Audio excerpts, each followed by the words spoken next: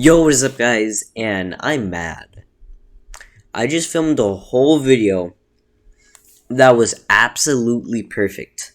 Now, I don't like faking my videos or reactions, so if I've already seen a video, I'm not going to react to it twice, because that's just fake. And you want to see my real reaction. And I just reacted to a food theory video that I really liked. And the commentary, what I was talking about, it was great, and it was, in my opinion, a really good video. But no, apparently my mic wasn't working, so I had to fix it, and now I'm back here. And you know what? I'm just gonna check again. Is my mic working? Yes, it is. Dumb. I don't like it. Today we're reacting to Game Theory Monika's Escape Doki Doki Literature Club Plus. I've already seen most of the game, so let's just get into the video. The first 5 minutes I might be a little grumpy, but hopefully I'll be able to enjoy this video. Let's begin. I'm still mad. It's a good video. Welcome to Game Theory, where today is it. After 7 years of research, planning, poring over every detail of this franchise, nearly 50 episodes exploring every scrap of story ever put out into this universe, I think I've got it. I think I've done it. I have an answer to any question you could possibly ask me. What's in the box? Who's Orange Guy? What is Mangle's gender? I even legitimately think that I have a timeline all figured out. This will be, without exaggeration, my final FNAF theory. So strap in, loyal theorists. It's been a long ride, but this is the moment that you've all been waiting for. The climax of our journey. Today we solve everything about Five Nights at Freddy's once and for all. No. No! It's my turn. Oh my gosh. There is just Monika. Wow. Just Monika. Despicable. Just Monika. Wow. Just Just Monika. Roll intro. Ah, lovely decorations of Monika. Monika theory, wow.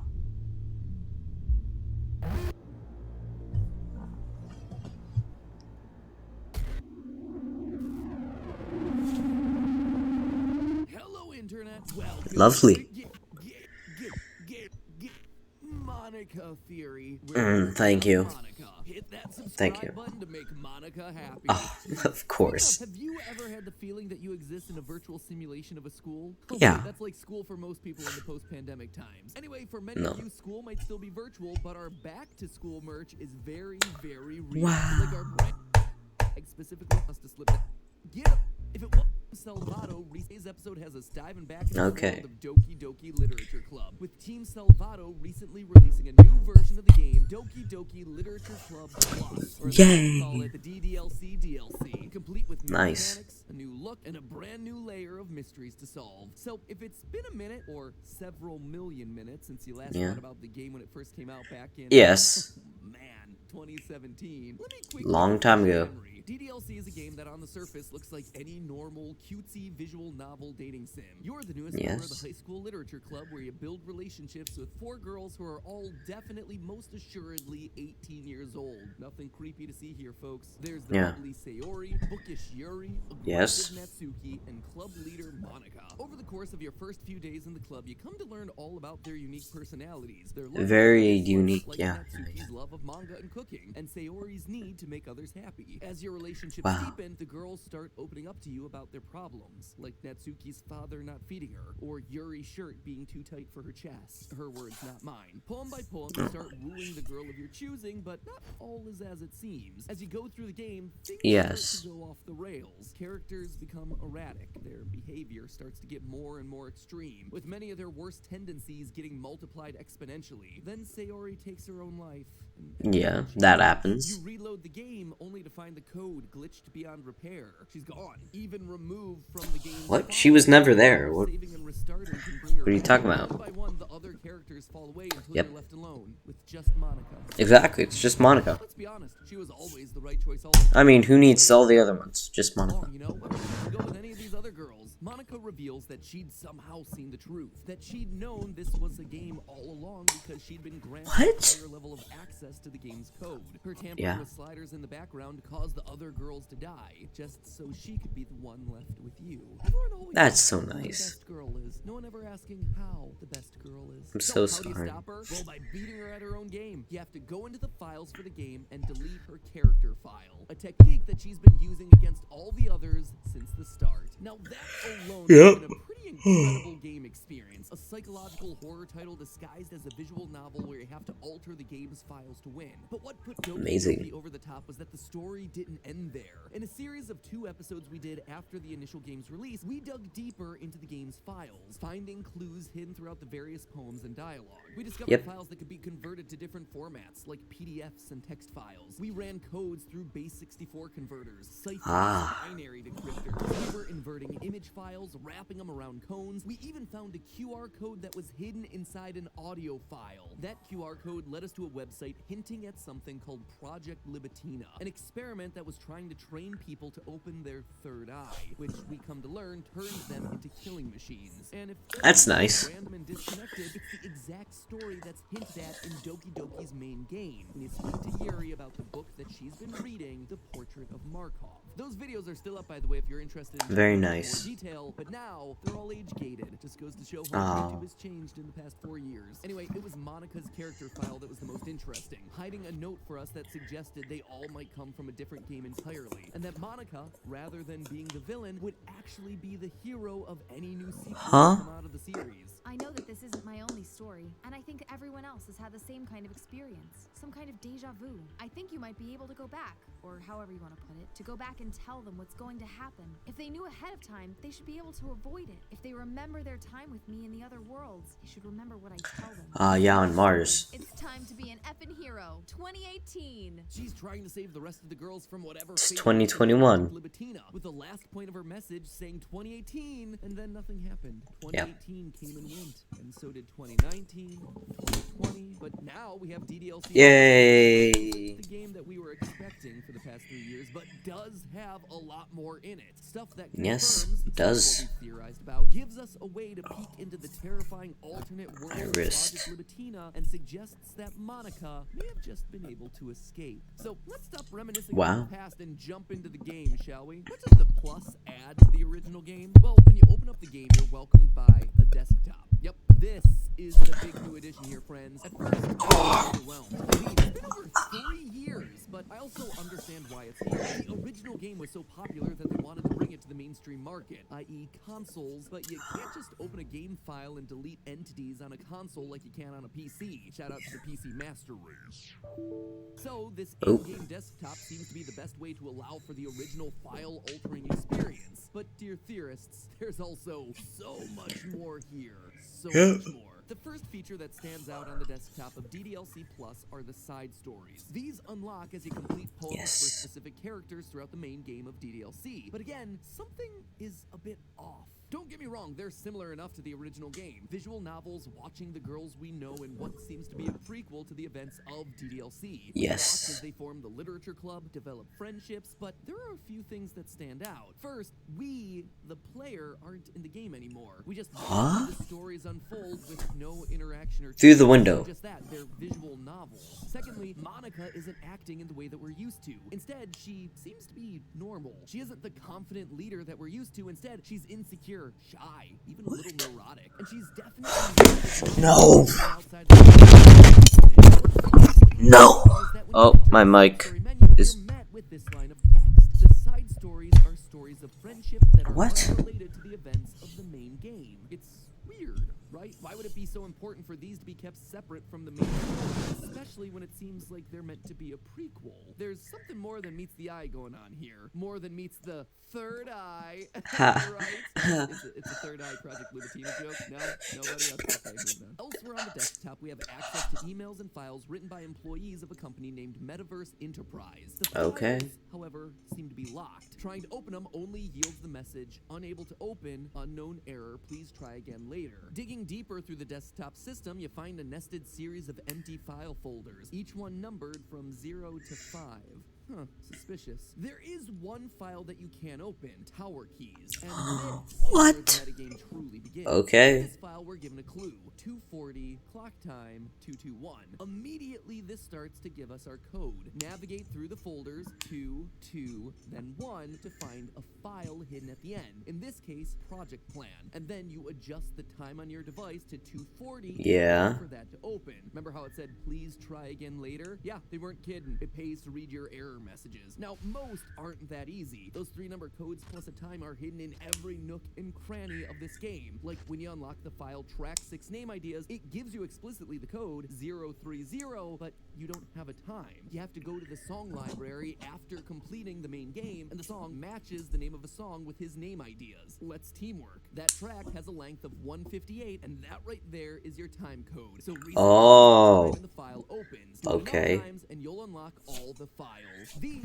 That's combined with cool. emails sent from the Metaverse project That's team pretty that cool, allow you to play actually. the game, start to reveal the I like that. story. And the more you unlock, the deeper and darker this Ooh. rabbit hole goes. The story focuses on a group of people working for Metaverse Enterprises. Okay. Ravi, Lib, Ive, and Paul. Ravi. Based on information in multiple Ravi. files, seems to be maintaining a side project in order to save their jobs. In the file ddlc.txt, we learn their team name. Quote, I want a cool team name. Something like Team Salvation.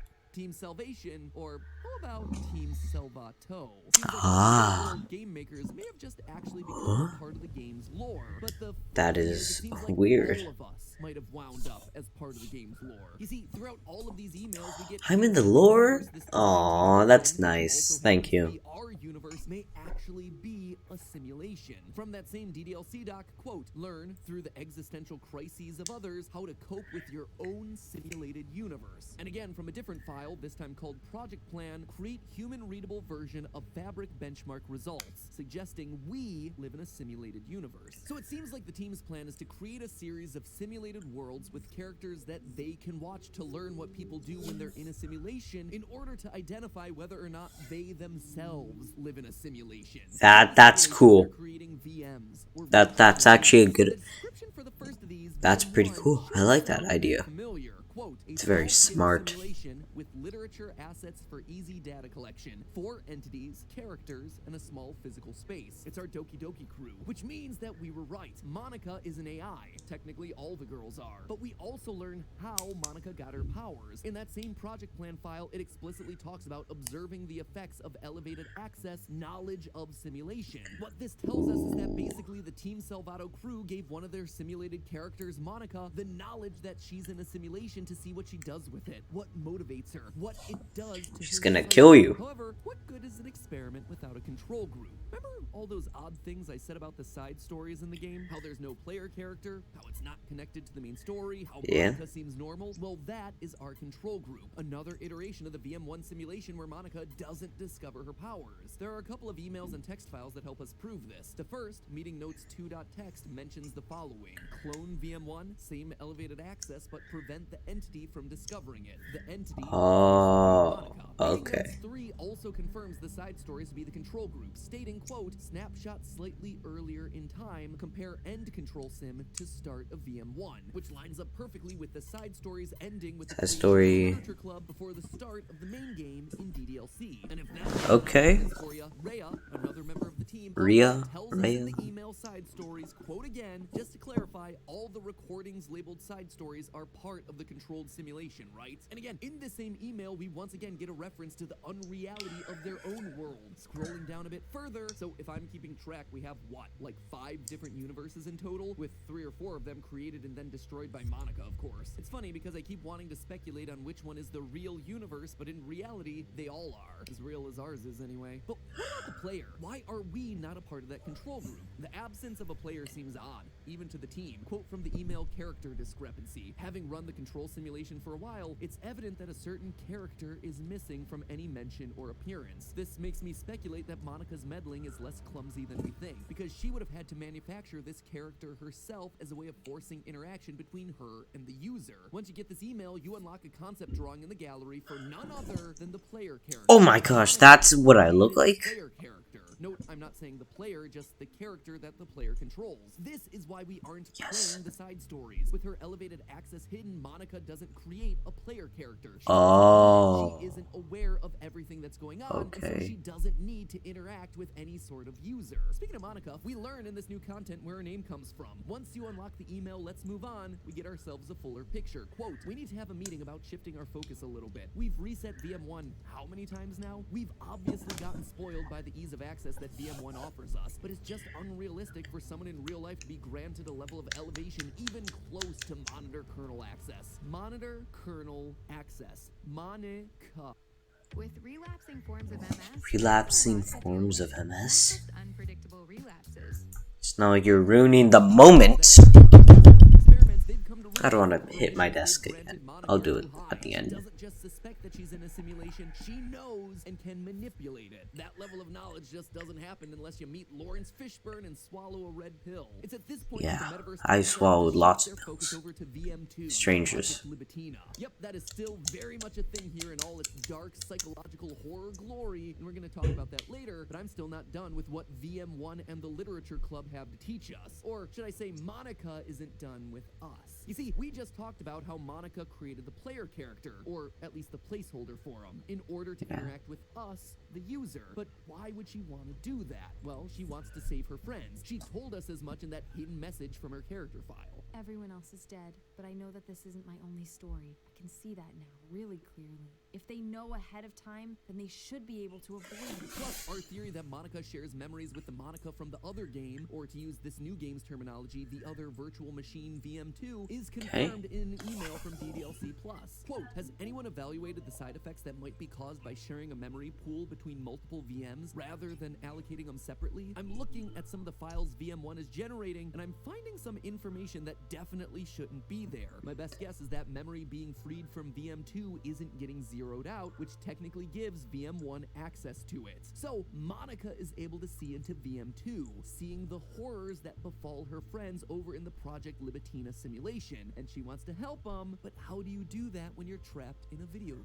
Well, break out of the game. Ladies and gentlemen, I believe that Monika is pulling a William Afton glitch trap move and has hijacked someone's body to do it. But she's not focused on us. She's using a member of Team Salvato, Senior Engineer Ive Laster. That whole speech of hers that we found hidden in her character file. Who are you? I can't see you, but I know you're there. Yeah, you can definitely hear me. You've been watching for a while now, right? It's time to be a hero. Both of us. That's not to us, it's to him, Ive. How do I know? Let's look a bit closer at Ive. Ive is an interesting character throughout the files that the new game gives us. We've seen a few emails from him as well as mentioned in a few meeting notes. His writing style is casual. He uses phrases like OMG and types things like ha ha ha. Other Team Salvato members mention that Ive makes meetings go on for too long. He also seems to be obsessed with interacting with the VM1 simulation. Obsessed with making it into a game. Quote from meeting notes 2, playable equals observable form, not a game. Stay focused, Ive, which leads Ive to write the note track 6 name ideas where he calls it Operation Not a Game. So that all gives us an idea of his personality and his writing style, which is why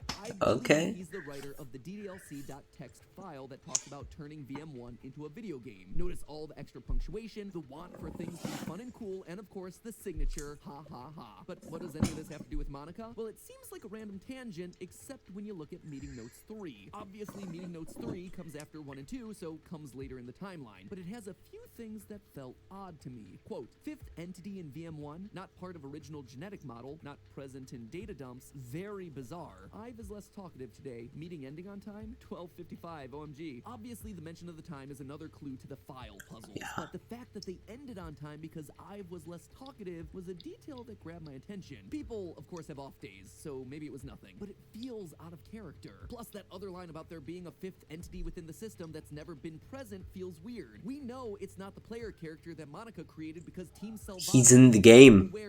Is he? Am I right? So who then is it? And the Ive weirdness continues. This is deep. This is really deep. Last in the timeline, if you actually look at the dates, is an The email lore. from Ive with the subject line, "Have a nice weekend." It reads, "I'm on leave the rest of the week. Contact Ravi if you need to schedule server time, but I expect my jobs to run for a few days since we've collected so much data this week. How about we arrange a meeting to discuss the results when I return? Ive Laster, Senior Engineer." As it's the first email you get, it's easy to overlook. A lot of people don't really think all that much of it. We don't really know Ive at this point. But as we learn more and more about him from earlier and earlier emails in the timeline, his tone is changed here. Wanting to I don't like that image. straight to the point, no abbreviations or ha-ha-has, his tone feels off. But I couldn't quite figure it out until I looked at the subject heading, "Have a nice weekend." Why does that sound so familiar? Where have I seen that before in this franchise? Oh yeah, in the original DDLC during Act 2, when you spend the weekend after Yuri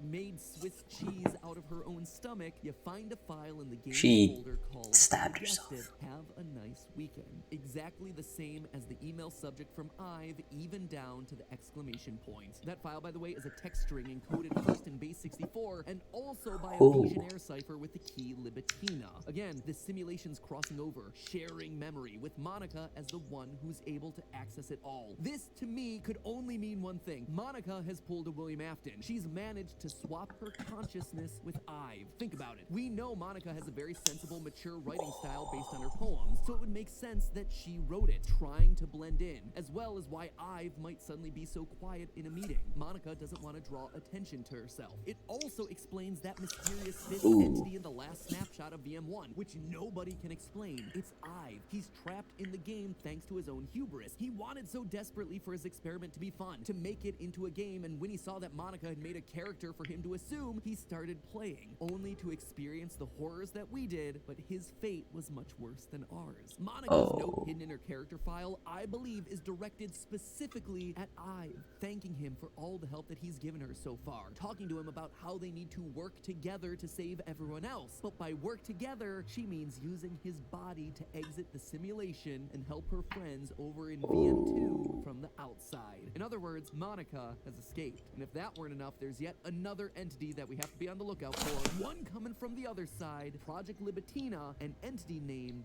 Marla. But more on her and the horrific experiments that are happening over on VM2 next time. And don't forget, you can still grab that new Game Theory backpack. Wow, I'm gonna grab it. Ah.